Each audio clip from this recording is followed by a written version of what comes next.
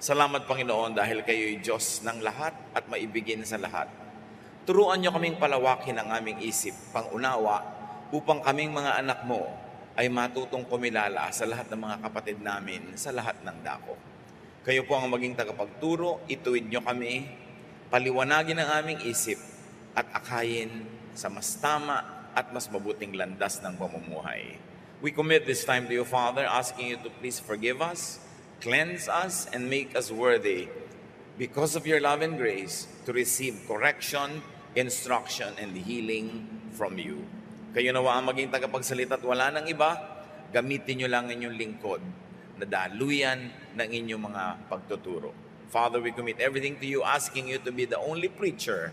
We like to hear your voice. In Jesus' mighty name, we pray with thanksgiving. The love of Jesus and Christian tribalism o pagiging makatribo ang kilos at ugali.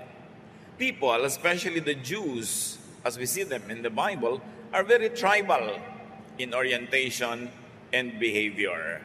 At ito marahil ang ginagawang modelo ng napakaraming mga Kristiyano in modern times that no longer share the tribal and the primitive environments that created the tribalism of ancient Israelites. Tribalism implies the possession of a strong cultural or ethnic identity that separates one member of a group from the members of another group. In other words, kung makatribo ang iyong pag-iisip, naghahanap ka ng laging maging kakaiba ka para mahiwalay ka sa mga ibang tribo. The human brain is believed to be inclined towards tribalism due to its advantages in survival. Noong araw na primitive ang mundo, maraming mga wild animals, nature was almost like an enemy. Unable to survive, people had to be tribalistic. Konti ang food supply, walang developed agriculture and trade. Therefore, there was a very big issue about survival, and tribalism, banding together in a small group, ensured that there was more chances at staying alive. But because of that, you love only your tribe and hate everyone else. Tribal love is most naturally limited to the tribe. The tribe might be composed of a very small community, some families, or a family, or the most basic and strongest tribe is the self, the individual. Na pag talagang sobrang kagutuman na, pati magulang nalilimutang anak niya, yung anak niya, at nagiging makasarili. That is why survivalist persons are ultra-selfish. Tribal love is selfish. That's why tribalism is not suited to Christianity. Tribal love is defensive of self and offensive to the other. Laging ipinagtatanggol ang sarili at inuusig ang iba. Kasi sa tribalism, laging may other. Sila versus tayo. Ikaw versus ako. There was always an other to separate from. An other to demonize so that when you take away his food, you don't feel guilty. Total demonic naman siya. Laging may other to contrast with and avoid liking and becoming alike. Kailangan ay hindi ko siya magustuhan at kailangan hindi ako maging katulad niya. So tribalism is always very insecure about identity, and tribalism is always focused on becoming distinct, identifiably different.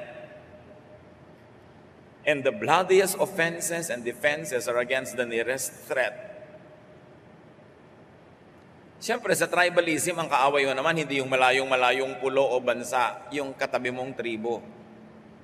Kasi yun ang kakompetensya mo sa pagkain, kakompetensya mo sa lahat ng bagay. Kaya kahit sa Bible, in the history of humanity, the bloodiest offenses and defenses are against brothers or sisters. Yung mga sibling rivalry sa Bible, no? May rivalry ang magkakapatid for love, for attention, for food, for inheritance. Kaya ang mga pinakamapapait na mga awayan sa mundo, hindi awayan ng mga taga-ibang bansa, kundi awayan ng magkakapatid. Because now the self becomes the tribe against another tribe who is your brother or sister. The bloodiest offenses and defenses are against entities that share common borders, like close relations, like neighbors. Ang magkakaaway na bansa, yung magkakadikit, nag-aawayan ng dagat, nag-aagawan ng mga pulo, nag-aagawan ng bakod, yung malapit ang tendency mo na kaaway. Kaya maraming mga Kristiyano ang laging minamasama, inaaway, sinisiraan, kapwa Kristiyano, hindi yung mga totally different religion. Kasi they don't find people from totally different religions as their competitors for membership, as their competitors for righteousness. Ang kakompetensya nila yung kapatid sa pananalig. Tulad din ng sa isang pamilya, ang magkakalaban sa mana, ang magkakalaban sa pagmamahal ng magulang, yung magkakapatid. Kaya kailangan matuto ang mga Kristiyano sa tribalism that we see in Israel. Tribalism means love yourself and hate the other. Kaya binaligtad yan ni Jesus Sabi niya, love your enemy. Love your neighbor. Love yourself. Kasi ang tendency is to hate the neighbor, and the neighbor is considered the enemy. Let's take a closer look at Jewish religious tribalism. Because many Christians take the cue from the culture of Israel, sometimes they forget that the culture of Israel recorded in the Bible is 1,000 or more than many thousand-year-old traditions. That even modern-day Israel is no longer the Israel that we read about in the Bible. Nalilimutan nating libu-libong taon na si Jesus at ang kanyang grupo ay 2,000 taon na ang nakalipas, at sila Abraham, sila Moses ay libu-libong taon na kalayo kay Jesus. Kaya pag lagi nating kinopya yung mga ginagawa ng mga ancient Israelites, para tayong bumabalik sa kuweba, sa Stone Age, na sila man, yung mga Israelites ngayon, ay hindi na ganun. But Israel was very, very tribalistic. Israel was always under threat. Kaya binigyan ba naman sila ng promised land, tapos may tao doon sa promised land, kailangan pa nilang bulabugin. Kailangan nilang agawan ng lugar. Tapos lagi silang binabalikan para makuha uli yung nakuha nila, laging may gera. So there's always a threat. That's why Israel had to be very tribalistic for survival. Kahit nga ang Israel ngayon, naliligid ng dami-dami mga bansang iba ang pananalig, kaya hanggang ngayon, napaka-tribalist ng kanyang pananaw, siyempre, especially militarily. The Hebrews have always been a tribal people. 12 tribes, they insist. So the primitive and ancient orientation of the Hebrew people was staunchly tribal. For defense and offense, for survival, for security. Israel's primitive concepts, perceptions, articulation, and even uses of God are tribal and selfish. Kinanila na lang nila ang Diyos, sila na lang ang anak ng Diyos, kanila na lang ang langit. Of course, this thought was developed, taught, and institutionalized by their ultra-tribal priests, whose great agenda was nation building.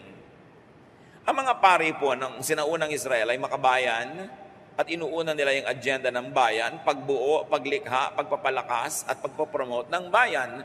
Kaya marami silang religious teachings na sobrang makabayan to the point that it is tribalist and it's already against all the other nations around them. They needed that to survive. Their centrist and selfish theology informed their concept of God and their relationship with everyone else.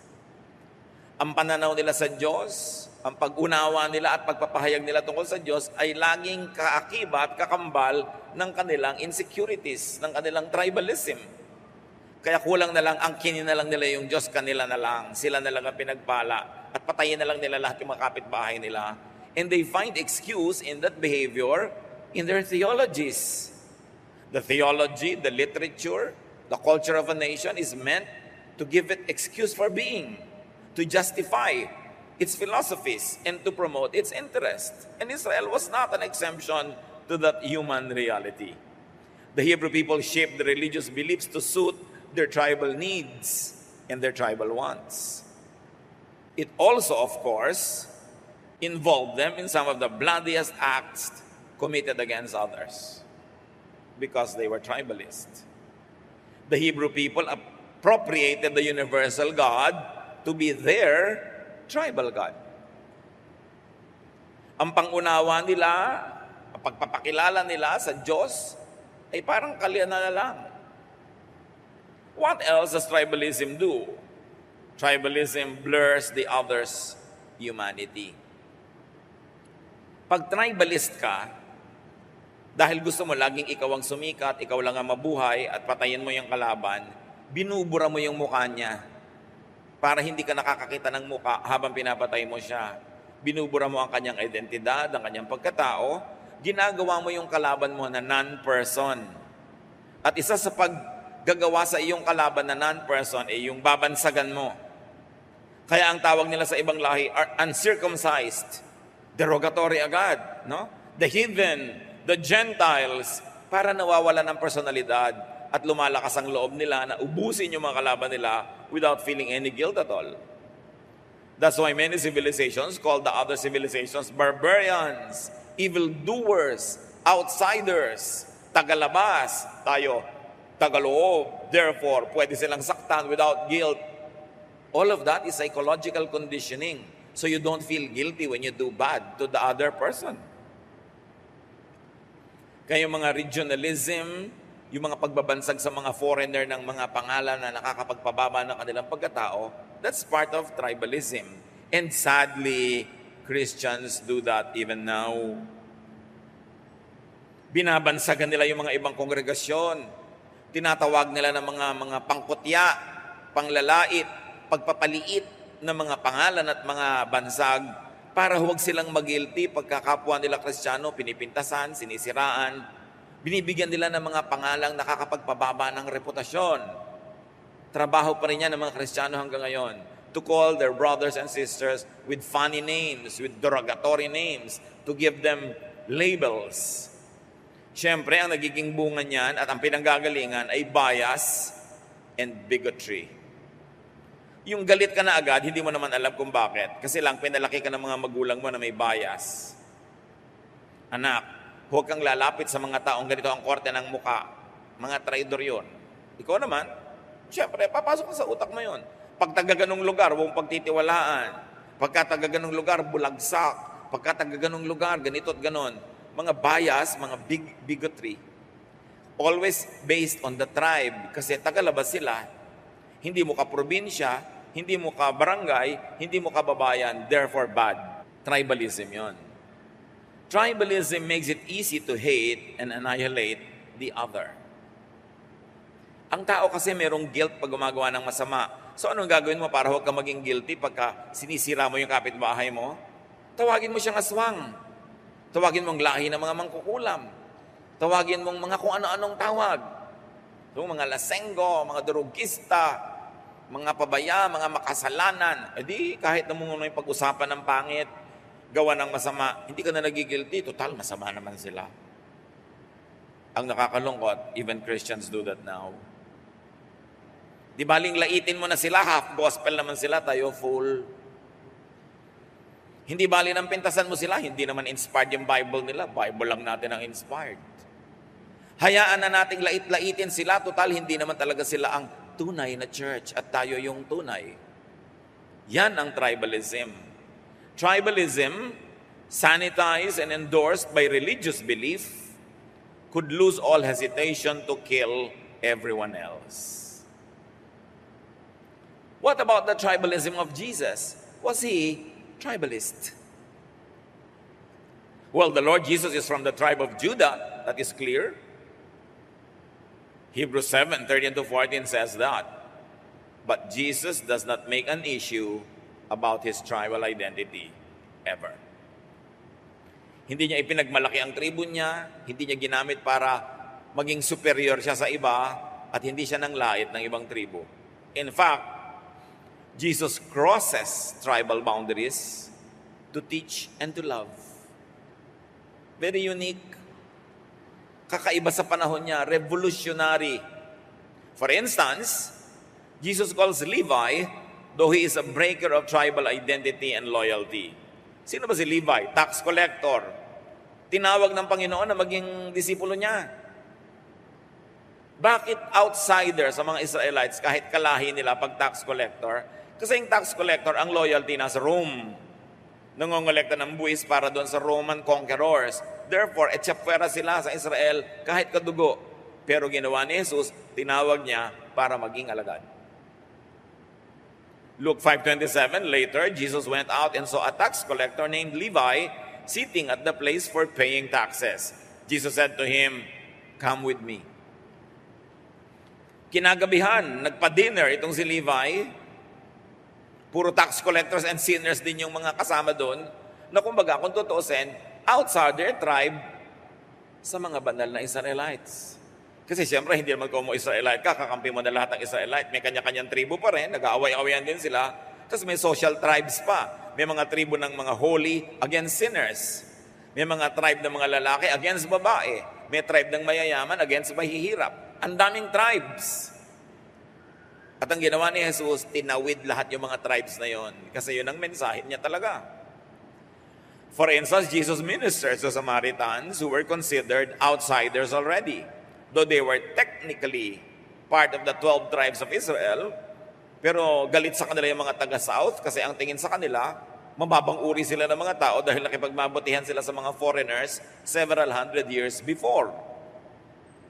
Kaya ang Panginoong Jesus ay makipag-usap sa babaeng nasa may balon, nagtaka yung babae, bakit nakikipag-usap sa kanya si Jesus na Hudyo, samantalang siya ay Samaritana.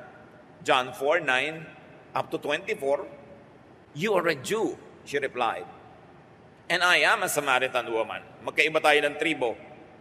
"How can you ask me for a drink of water when Jews and Samaritans won't have anything to do with each other?" Jesus answered, "You don't know what God wants to give you, and you don't know who is asking you for a drink. If you did, you would ask me for the water that gives life." So tumawid si Jesus ng tribal lines to give the water of life, the living water. Kasi yung mga Samaritan hindi tatawid patungo sa kanya, siya ang tumawid. The woman insists on tribalism. Sabi niya, wala tayong pakialaman sa isa't isa. Bakit ka nakikipag-usap sa akin? But Jesus introduces non-tribalism in order to love that woman. Kung ang mga Kristiyano, si Kristo lang ang gagayahin, mawawala yung mga tribalism na yan. Kung sino-sino kasi ang ginagaya. The woman said, to continue, "Sir, I can see that you're a prophet. My ancestors," ibig sabihin my tribe, "worship on this mountain. But you Jews," iba kayong tribe, "say Jerusalem is the only place to worship." Jesus said to her, "Believe me, the time is coming when you worship the Father either on this mountain or in Jerusalem." Kita niyo yung tribalism na yan na buhay pa hanggang ngayon? We are the true church. Sabi ng babae, kayo mga Hudyo kayo pinipilit nyo doon sa Mount Zion sumamba. Kami dito sa aming sariling bundok, Mount Gerizim, dito kami sumasamba. Kami tama. Habang kayo ini-insist nyo, kayo yung tama. Yun lang ang tamang lugar ng worship. We believe na yung lugar namin ang tama, kayo mali. Sabi ni Lord, maniwala ka sa akin babae. Darating ang panahon na hindi na mahalaga kung saang lugar sumasamba ang tao. Hindi doon sa Zion, hindi sa Mount Gerizim. Sasamba ang tao sa puso niya, sa espiritu, sa katotohanan. Isipin nyo, 2,000 taon ang sinabi ni Jesus na walang ganon, hanggang ngayon marami pang Kristiyanong ipinipilit na yung kanila lang simbahan ang tama. Sila lang yung tama, sila lang yung ligtas. Sinabi nga ni Jesus, darating ang panahon, lahat ng boundaries na yan mabubura. Ang mahalaga, nananalig ka sa Diyos, nananalig ka sa akin, sumasamba ka, burado lahat ang mga differences. So Jesus introduces faith and religious practice beyond tribal lines. Itinuloy pa niya, a time is coming and it is already here. Even now, the true worshipers are being led by the Spirit to worship the Father according to the truth. These are the ones the Father is seeking to worship Him. God is Spirit, and those who worship God must be led by the Spirit to worship Him according to the truth. Sabi ni Lord, alam mo darating ang panahon, sa katunayan, narito na't nagsimula na. na ang mga tunay na mananampalataya ay sasamba sa katotohanan, hindi sa props, hindi sa lugar, hindi sa affiliation, hindi sa pangalan ng simbahan, hindi sa history ng simbahan, kundi siya diretsyong kokonekta sa Diyos sa pamamagitan ng pananalig at Espiritu. Tulad ng sinabi ni Lord, when 2 or 3 are gathered in my name, I am there in their midst. So yung 2 or 3, kailangan pa ba mag-member kung saan specific church? Kailangan ba? Nandun sila sa church na sinasabi nilang sila talaga ang pinagpala. When 2 or 3 are gathered in the Lord's name, He will be there. There is a church. And the foundation of the church is the presence of the Lord, not the name of the church. What's in the name? Laro lang ng mga letra yon. At sabi niya, at sa katunayan, yan ang mga mananamba na gusto ng Ama. Yan ang hinahanap niya, yung sasamba sa Espiritu at sa katotohanan, not along tribal lines. Truth or worship is false worship beyond tribal lines. To worship God in spirit and in truth. Kahit nasa bahay ka, makaka-worship ka doon. Hindi mo kailangan pumunta sa ilalim ng isang bubong na tinatawag na simbahan para ka maka-worship. Dahil nandun din ang Diyos sa iyong presensya. Siyempre naman, ang press release sa mga simbahan, pag hindi ka nasa kanila ay pupunta ka na sa impyerno. Natural, para ka pumunta. Pero maniniwala ka ba sa kabigha-bighaning kasinungalingan na yon? Ang Diyos ba who made heaven and earth stays only in specific spots and places to receive your worship?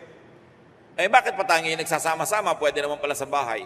Eh mag-isa ka lang naman sa bahay, wala kang kadamay, walang magtuturo sa iyo, wala kang matuturuan, wala kang service. Siyempre, kaya may fellowship.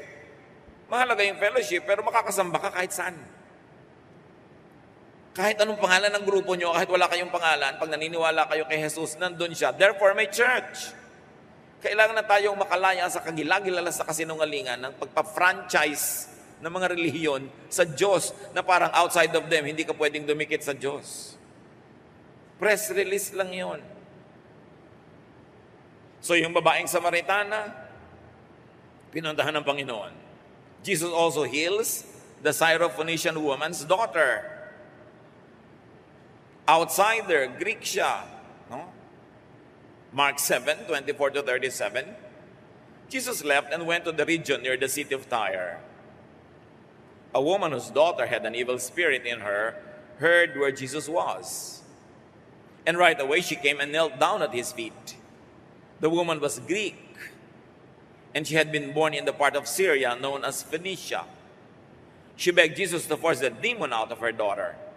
But Jesus said, the children must first be fed. It isn't right to take away their food and feed it to the dogs.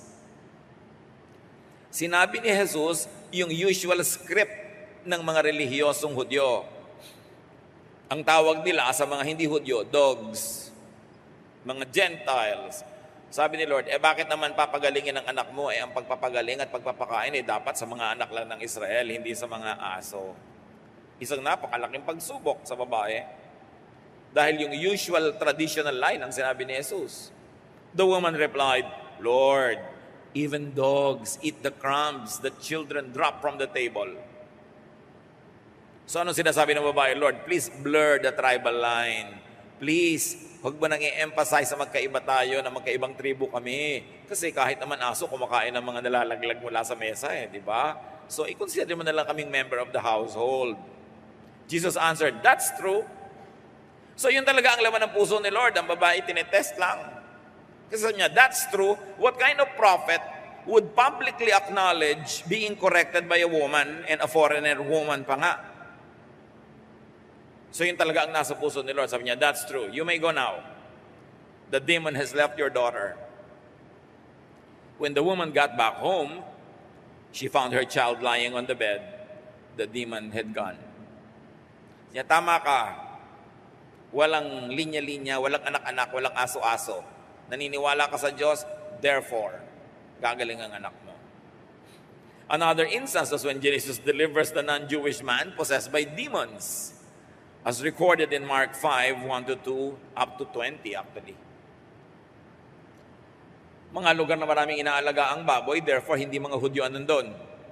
Pero nagpunta si Lord doon just to deliver from demonic oppression a man who was almost destined to destruction. It's always a crossing of tribal lines. Like Jesus heals the Roman officer's servant sa Luke 7:1-10. Kaibang tribo yun, kalaban pa. Una, katulong, hindi niya karanggo. Second, katulong pa ng kalaban ng Roman officer, pero pinagaling pa rin. And very interestingly, brothers and sisters, even in Jesus' ministry to Golgotha, to Calvary, someone was used by God, Cyrus of Cyrene, carried Jesus' cross. Kung may tutulong sanang magbuhat ng krus ni Jesus, isipin mo, dapat Hudyo na rin. Dapat disciple niya. No, Cyrene from Cyrus, na recorded sa Luke 23:26. Scholars believe that Cyrus to be of African descent and ancestry, and therefore block a crossing of racial tribalism. If so, someone from across the tribal line was used by God to help Jesus carry the cross. What does that mean about tribalism? God was blurring tribalism, even in the holiest act of Jesus, to carry the cross and die on it. Jesus crossed tribal lines. And we can go on and on and on, citing examples. And because of that, crowds from Idumea and other non-Jewish communities also crossed tribal lines to follow Jesus. Hindi lang mga Hudyo ang sumunod sa Kanya, marami pang iba. Kaya nung ang Panginoong Hesus ay namatay sa krus, sinong unang-unang kumilala kung sino siya? A Roman soldier. Jesus is recognized by a Roman soldier. Kung sino pa yung pinakakalaban of all kalabans. Mark 15:39, a Roman army officer was standing in front of Jesus. When the officer saw how Jesus died, he said, "This man really was the Son of God." Everybody has been crossing lines. And at the very beginning of Jesus' earthly life, the wise men who were not Jews crossed lines to worship Him. As recorded in Matthew 2:1-12. They crossed the tribal line to go to Jerusalem, even a political, territorial line, to visit Jesus and worship Him. Mag-isip-isip kayo mga kapatid sa behavior na ginawa ng Panginoon, crossing lines, fellowshipping with everybody, being called a friend of tax collectors and sinners. Do you think that Jesus would oppose ecumenical gatherings today? As many tribalist Christians oppose to the highest heavens, fellowshipping with people of different sects and congregational color. Another look at the tribalism of Jesus. Jesus commands reaching out beyond tribal lines to all humanity. Ang utos niya, tawirin, bagtasin, buwagin ang lahat ng mga tribal divisions at mahalin lahat ng tao. Matthew 28:19-20, "Go to the people of all nations and make them my disciples and teach them to do everything I have told you." And what did Jesus tell them? Love. Love your neighbor. Love even your enemy. Acts 1:8, before Jesus went up to heaven, "You will tell everyone about me in Jerusalem, tribe, and in all Judea, a bigger tribe, in Samaria, a different tribe, and everywhere in the world, all the tribes." And the message is still the same. Love. Accept people. Forgive one another. Love one another. How about the religious tribalism of Peter, the other apostles, and Paul? Before their realization of many things, the apostles were very tribalist. Luke 9:53-54. But he was on his way to Jerusalem, so the people there refused to welcome him. When the disciples James and John saw what was happening, they asked, "Lord, do you want us to call down fire from heaven to destroy these people?" Can you imagine this tribalism? Yung mga tao ayaw lang makinig kay Jesus, gusto ng paulanan ng apoy ng mga disciples. Sunugin sila to hell with them. Luke 9:49-50. John said, "Master, We saw a man using your name to force demons out of people. But we told him to stop because he isn't one of us. Don't stop him, Jesus said. Anyone who isn't against you is for you. Naku, meron pong nagpapagaling doon. Nagpapalaya sa mga demonyo sa inyong pangalan, hindi naman member ng ating grupo. Hindi naman natin kasekta. Hindi member ng ating kongregasyon. So pinigil namin. Sabi namin, wala siyang karapatang gamitin ang pangalan ni Jesus dahil hindi siya one of us. Sabi ni Jesus, huwag niyong pigilin. Sino mang hindi niyo kalaban ay kakampin niyo. Puwera sila, yun ang gusto mangyari ng mga disciples para sila lang ang tama, sila lang ang may authority, sila lang ang bida. Dapat yung iba walang authority because they are not one of us. But Jesus told them, recognize them. They are not your enemies. They are your friends. Yung mga religious people kasi kung bakit hindi pa kontentong tama sila dapat sila lang ang tama. Hindi sila kontentong anak sila ng Diyos, dapat sila lang ang anak ng Diyos. Tribalism. Si Paul, ano ang tribalism niya? Acts 9, 1-2. No, ang pangalan pa niya is Saul. Saul kept on threatening to kill the Lord's followers. He even went to the high priest and asked for letters to the Jewish leaders in Damascus. He did this because he wanted to arrest and take to Jerusalem any man or woman who had accepted the Lord's way. Now within Judaism, gumawa sila ng panibagong bakod. Yung mga naniniwala kay Jesus, ibang tribe yan. Dapat silang lipulin, dapat silang ikulong, dapat silang ubusin. Ubusin ang mga taga-ibang sekta. After a while, anong nangyari sa kanila? First, the apostles. Sa book of Acts, at the day of Pentecost, when they were filled with the Holy Spirit, what did the disciples do? Ang dami nilang mga kalahi na nandun sa Jerusalem para sa piyesta, pero taga-ibang bansa at iba na ang mga languages sa kanilang sinasalita sa tagal nilang naninirahan abroad. Nadinig ng mga ibang mga Jews na galing abroad, yung mga disciples speaking to them about God in their own languages. The apostles spoke in various tongues or languages, breaking the strongest tribal distinctive language. Yan ang pinakamatibay na identity ng tribo, language. Mga Pilipino, pag nasa abroad, siyempre, may mukhang Pilipino, hindi ka naman sure, baka Thai, baka Malaysian, baka Indonesian. So sasabihin ng Pilipino, balut!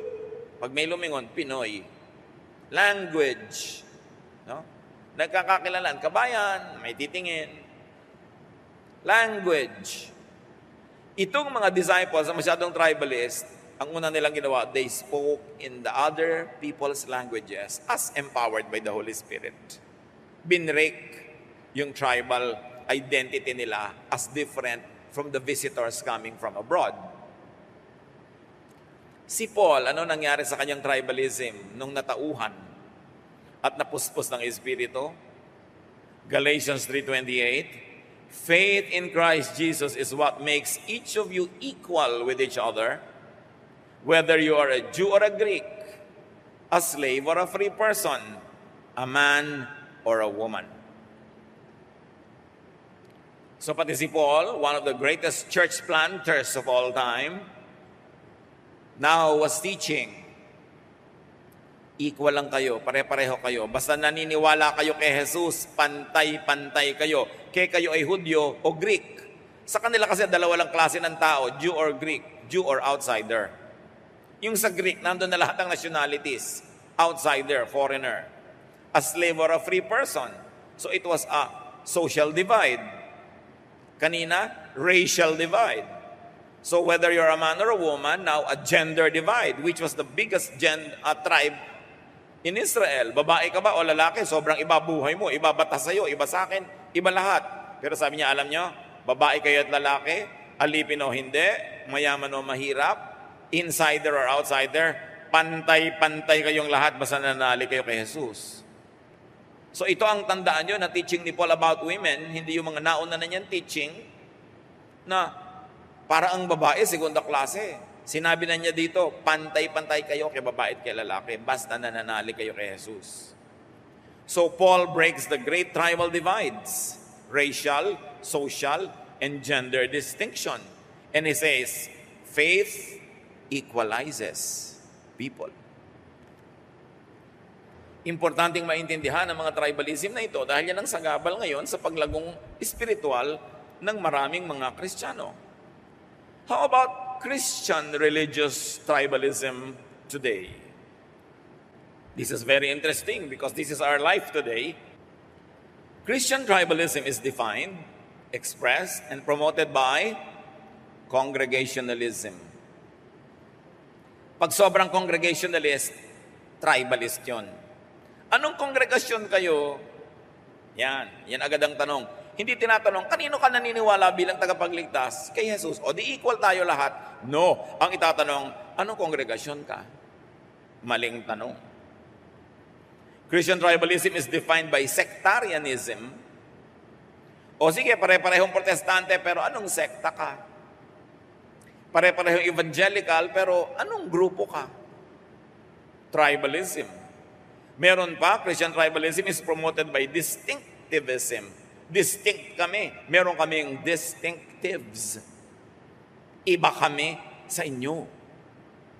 And of course, these divisions are promoted along areas of doctrine. Anong doktrina nyo tungkol sa tinapay? Anong doktrina nyo tungkol sa haba ng buhok? Anong doktrina nyo tungkol sa haba ng palda? Therefore, division. Divisions along literature. Anong binabasa nyo? Anong version ng Bible meron kayo? Diba? Divisions along culture. Anong music nyo? Sumasayaw ba kayo o hindi? May babae ba kayong pastor o wala? Yung sinabi ng ni Paul, pantay-pantay eh. Pero ipipilit mo, ay may babae kayo, demonic. Ganun agad, no? Mga divisions along personalities. Sino ang leader nyo? Ang leader namin si ganito. Kayo, ang leader nyo sino? Kinausap pa siya ng Diyos sa kuweba o hindi? Ang leader namin kinausap sa kuweba, etc., etc., etc. Kailangan pa ba ng kuweba? When 2 or 3 are gathered in the Lord's name, He is there. Ba't kailangan mong ibase ang pagiging tama mo kung sino ang founder nyo, kung sino ang leader nyo? Yung personal mong relasyon sa Diyos ang nagpapatama sa iyo. Hindi kung kanino kang anino nakatago. Hindi kung kaninong member ka nakasali. Si Paul, sabi niya sa 1 Corinthians 1, 10-13, itinutuwid niya yung mga ganyan divisions. Get along with each other. You keep arguing with each other. Some of you claim to follow me, while others claim to follow Apollos or Peter or Christ. Has Christ been divided up? Sabi ni Pablo, magayos-ayos nga kayo. Puro pagtatalong alam niyong gawin. Puro pagpapagalingan ang inaatupag nyo. May nagsasabi pa sa inyo, sa akin kayo sumusunod. Meron kay Pedro, meron kay Apollos, at meron naman kay Kristo. Bakit hati-hati ba si Jesus? Iba ang ibig sabihin niya. Isa lang yan. Huwag kayo magtalo-talo. Religious tribal love is limited to the local church. Mahal yung church, pero yung church lang niya. It is limited to the sect, to the congregation. Religious tribal love is defensive of self and offensive to the other congregations. May mga bansag, may mga name calling. Minamaliit nila isang grupo, nilalait, binabastos-bastos sa mga pangalang ikinakapit. Remember, as we have mentioned already, the bloodiest offenses and defenses are against the nearest threat, against brothers and sisters, and this time from other sects. Noon sa Genesis, from brothers and sisters in the same house. Ngayon, brothers and sisters in the same household of God. Yan ang mga pinakamadudugo at malulupit na labanan. Hindi naman pinipintasan ng mga ibang Kristiyano yung sobrang ibang relihiyon eh. Ang pinipintasan nila yung kapwa nila naniniwala sa same God, sa same Jesus, at sa same Bible. Humahanap lang sila ng pagkakaiba para maiangat ang kanilang sarili, para makumbinsi kang sa kanila umattend at huwag dito, huwag doon. Marketing lang ang mga yan. Siyempre, may mga members siguro sa baba na naniniwala ngang tama sila, But the leaders up there should know that it's only marketing. Para i-market mong ikaw ang best brand. Para ikaw ang puntahan. Christian church tribalisms, concepts, perceptions, articulation, and uses of God, like Israel in the ancient days, are tribal and local. Kailangan ang Diyos ay special ang tingin sa kanila, hindi sa lahat. Kailangan sila ang chosen church. Kailangan the only true church. Kailangan sila ang the bride of Christ. Doon sa wedding reception na sinasabi sa langit, and all other churches will only be ushers and usherettes. Can you believe this fantastic childish tales? May mga magtuturo, ang kongregasyon po natin ng Bride of Christ, tayo lang. Paano po yung mga ibang churches? Ushers and usherettes sila doon sa wedding. Can you believe this childish thinking? The only correct Bible version is the version we read. The versions of the others are demonic. Come on. This kind of thinking, developed, taught, and institutionalized by their ultra-tribal theologians, actually emphasize tribal divide. Actually, it contradicts the work of Jesus. Kinakalaban ang gawa ni Jesus na pag-isahin ang kanyang mga anak, burahin ang mga pagkakahawa-hiwalay, yung pagtuturong tayo lang ang tama, mali yung iba, huwag silang tawaging brother. Yung kanilang word na brother, hindi ka tatawaging brother. Kasi hindi sila sure. Kahit na-baptize ka na nung iba, pag lumipat ka sa kanila, ibabaptize ka ulit kasi baliwala yung baptism ng iba. Bautismo na lang na tama. May mga churches na kahit pastor ka, hindi ka tatawaging pastor ng members ng church na yon. Ang tinatawag lang nilang pastor, yung pastor ng congregations nila. Ang itatawag lang na sa'yo siguro, brother, at pasalamat ka kung tinawag kang brother, buti ka, tinawag ka pang brother. This kind of mentality. They do not need to be just correct. They need to be the only correct one. Tribalism. Their tribal theology informs their concept of God and their relationship with all believers na superior sila. Kailangan superior sila. Direct link to the apostles sila, ikaw hindi. There is a manipulation of history to brainwash those that believe in them. But remember, when 2 or 3 are gathered in the Lord's name, He is there, you have a church. So, anyone who believes is linked directly, instantly to Jesus. That is the truth. That is believing and worshiping in truth and in spirit. Tribalism says, and to make it easy for our conscience, let us call them names. Let us give them derogatory labels. Let us caricaturize them so we can make fun of them. Let us blur their identity and humanity so we don't feel guilty speaking like unbelievers about and against them.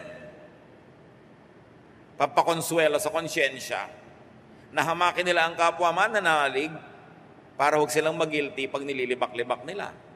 Tribal Christians shape their religious beliefs to suit their tribal needs, wants, and to demonize and therefore subdue and dominate the other. Ang goal ng tribal Christians, madomina yung iba. And within the same local tribalist church, ang goal ng leadership is to dominate the members, to control them, even the private lives that they live, to police them, and to continuously make them accountable to them. May mga hukuman sila na nililiti sa mga nagkakasala, binibigyan ng mga parusa, samantalang hindi pa nagja-judgment day. Salvation pa ngayon, hindi pa judgment. Observe this, brothers and sisters. Many tribalist Christian denominations that came from America originate from states where slavery and racism were practiced and institutionalized in society at large or in the church itself. Maraming mission sa Pilipinas galing sa Amerika. Maraming mission na nakarating dito galing sa mga states sa Amerika na daang taon na may slavery, may racism. At sa mapa, yung mga pula sa South, yan yung mga Confederate States na nakalaban ng mga taga-North, nag-civil war sila, Dahil sa South, gusto nila may slaves. Hundreds of years, nanguhuli ng mga tao sa Africa, ibinebenta sa mga slave markets, meron silang free labor sa kanilang mga plantations. Ang kanilang mga churches, kahit Christian at may verses sila, hindi pwede mag-church yung mga Negroes. May segregation at ang pang-justify nila, Bible verses. Yes, they had segregated Christian churches. And they had verse-based pro-slavery doctrines. And even fought wars for such doctrines. Ang pinaglabanan talaga ng napakadugong civil war sa Amerika ay slavery. And the southern states wanted slavery forever. They wanted black people to be their free laborers. At mababa ang pagtingin nila, very racist. Gusto nila, controlled nila yan. So like the American Civil War of the 1861 to 1865. And where from the American South, where many Christian missions of the Philippines come from. In the name of God, using Bible verses, they wanted to subjugate a race. Racist, controlling, and they wanted slavery. So in the Deep South, up to now, until very recent history, many people in these places, though not loud, could still believe deeply in the racial or philosophical superiority. And if they were Christians, they could imbue those in theology. Hindi lahat. Hindi natin sinasabing lahat. Pero pagka dun galing yung missions, suriin mo kung merong nalalabing mga bakas ng mentality na may mga slaves dapat, racism, separatism, tribalism. Merong other, very clear. We pray and we hope that it no longer exists, especially in modern times. But in case that you wonder why some churches are very separatist, very tribalist, very self-righteous, very condemning of others, i-trace nyo baka galing sa South. At hindi naman lahat ng galing sa South ganon, we pray not. Pero i-trace nyo dahil may posibilidad na may mga latak ng master-slave mentality yung mga tao, kaya very controlling and very tribalist. In their need to be superior, they demonize the other. Ano yung other? Sa mga missionary, tingnan natin mga missionary naman. Ano yung other pag Kristiyano? The other culture, like musical forms and instruments. So pag galing sa mga ganyang background ng missionary, pagpunta niya sa isang bansa, sa isang kultura, demonic ang music doon, demonic ang culture doon, lahat palitan, gawing culture nila, music nila, kasi yung kanila, sacred. Naniniwala ba kayo sa ganun? Demonic yung ibang Bible versions, kanila lang ang tama. Demonic yung ibang seminaries, seminary lang nila ang tama. Therefore, demonic yung other churches. Kaya huwag kayong magtataka kung sobrang mapanglait, mapanglibak, sobrang separatist. Because as long as you are the other, you could only be of the devil. Tribalist attitude yon to justify their self-proclaimed superiority and to justify their evil behavior towards you. Sadly, many global missions come from these areas where much cultural insecurity, defensiveness and offensiveness and bigotry could still be very much alive. Even in the global church today, yung sobrang mga bigots, sobrang mga bias, sobrang malupit sa kapwa, sobrang manghusga, marami galing sa South. Hindi lahat, pero marami. The people they convert get to receive not only Christ, but also the contradictory culture of self-righteousness, domination of others, control of members, a lot of anger and hatred that their missionaries could bring, intentionally or not. And their converts could learn and then ferociously promote because of their ignorance. Sa kakulangan ng kaalaman sa kasaysayan, sa kultura, hindi lang natatanggap ng mga tao yung Kristo na dala ng misyonero, natatanggap din niya yung bias, yung bigotry, yung separatism, yung judgmentalism, nahahawa din. Isinusumpari niya ang sarili niyang kultura, ang sarili niyang bayan, ang sarili niyang kulay, ang sarili niyang wika, at ang ginagamit lang niya ay yung kultura, musika, wika ng misyonary. Mga kagilagilalas na panglalait at ang pangdudusta sa iba't ibang lahi sa mundo na nanggagaling sa mga seminaryo at mga misyonero na nasa mga lugar where slavery and racism were institutionalized and even they went to war for. So look at the map and see where slavery and racism was widely practiced and institutionalized. America had to fight a civil war for this. Yung mga pula, the Deep South, dyan yung slavery, dyan yung racism, dyan yung mga kalupitan sa kapwa na ginagawa kahit ng mga church people, and they even use verses to justify their bad behavior. Then check if your local church is a fruit of foreign mission.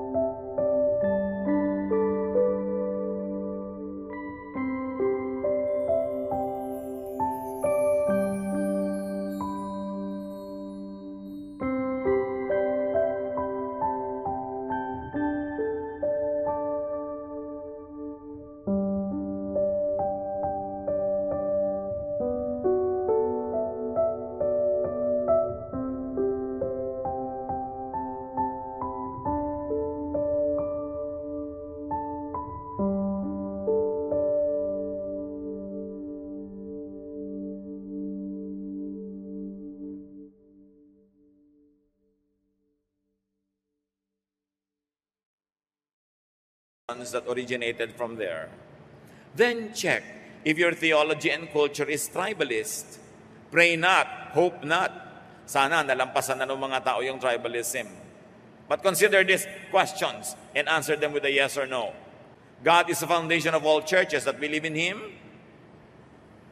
Anong sagot? God is the foundation of all churches that believe in Him. Yes or no? Yes.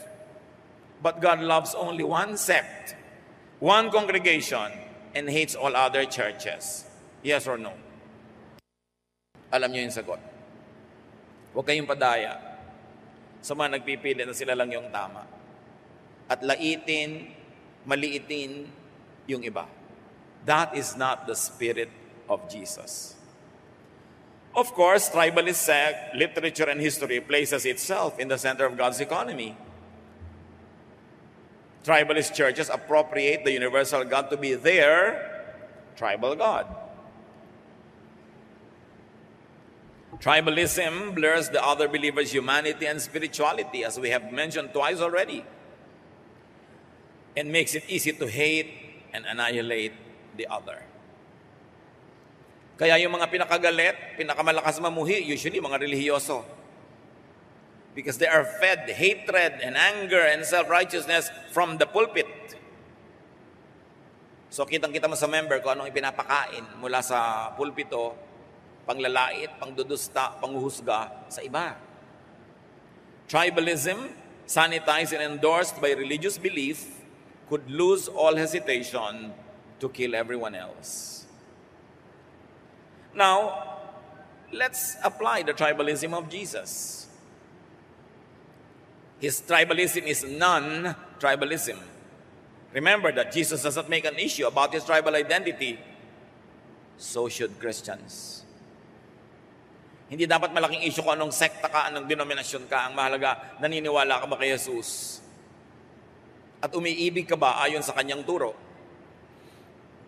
Remember that Jesus crosses tribal boundaries to teach and to love. So should Christians. Non-tribalism, unbranded and generic humanity is the path to Christ-likeness. Sino man ang gustong maging kawangis ni Kristo ay dapat kumilala sa kanyang kapwa bilang kapatid at sa kapwa mananampalataya bilang kapantay, hindi inferior. God's people have to be humane, fully humane, so that they could graduate from being human to being spiritual. Kailangang lubusin mo muna ang pagiging tao at makatao bago ka lumampas sa pagiging tao at maging spiritual.